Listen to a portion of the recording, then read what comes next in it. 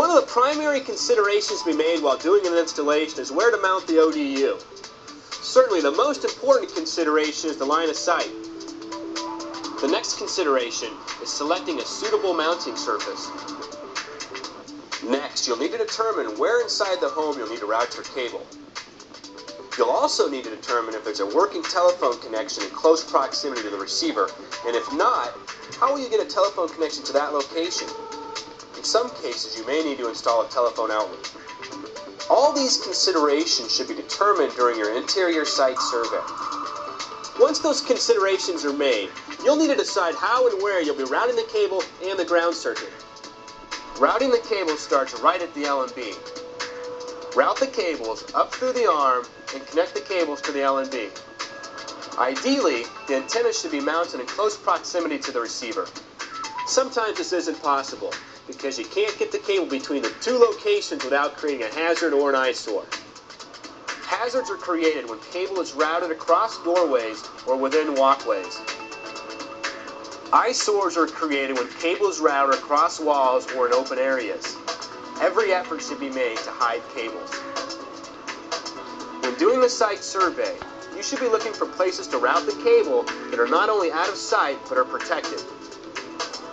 Routing cable in corners or against molding keeps it out of clear sight and protects it. You also need to consider the type of material you will be attaching to. This will determine the type of attachment device you use. Never use metal staples or a staple gun to attach cable to anything. They damage the cable and they don't hold up in weather like an approved cable clip. Let's take a look at a few approved attachment devices and where they should be used. The most common is the cable clip. These come in a variety of styles to fit different types of cable. Cable clips are usually black or white and range in size to fit single coax, dual coax, or ground wire.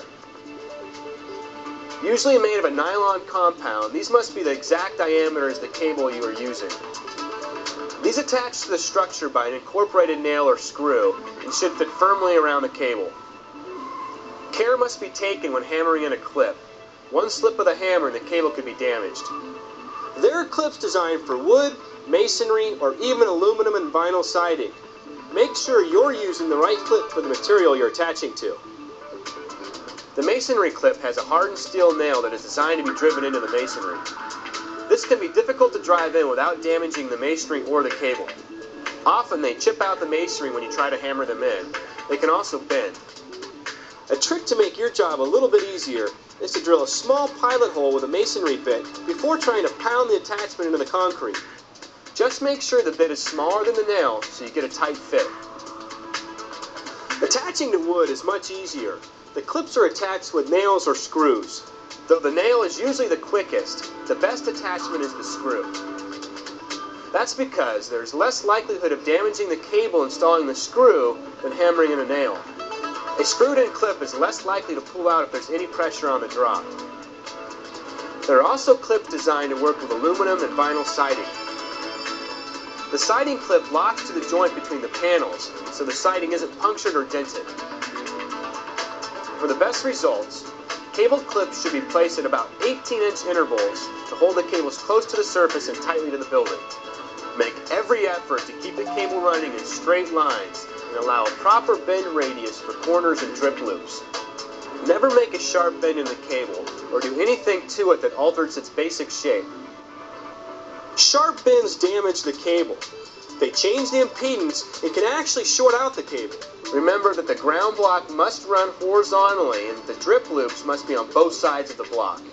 The ground block should also be attached to the surface of the building using the proper screws or attachments. Use only an approved ground block with dual ground lugs.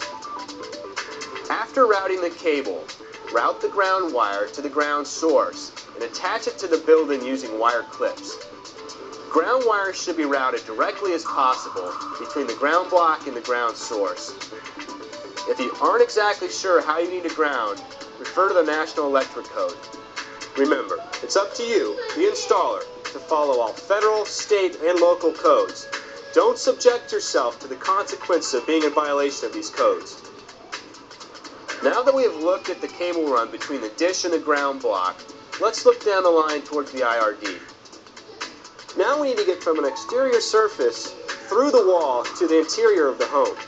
At this point, you must consider the type of construction of the residence. Is it built on a concrete slab? Does it have a crawl space? Is there a basement? Is there an attic? If there is an attic, is there access to that space? The cable should be routed through the wall so it's at the same level as the rest of the receptacles.